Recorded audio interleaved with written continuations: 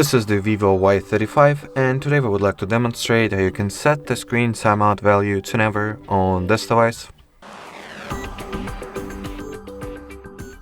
So if we will go to settings, enter the display and brightness category and expand the available values for the screen timeout option, we'll realize that the highest we can go by the default means of the system is as much as 30 minutes. Thus, if you would like to set this value to never, you gotta download the free Play Store app that is called Caffeine. So let me do exactly that.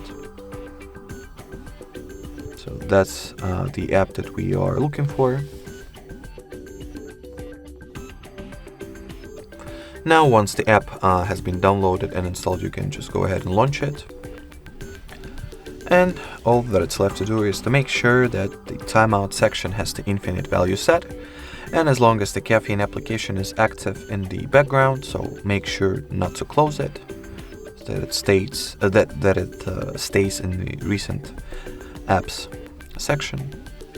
As long as, well, those how do I say it correctly, those requirements are fulfilled, your screen will not go to sleep automatically at all, no matter for how much time it will be in idle status. Alrighty, so that will be it. Thanks for watching, and bye bye.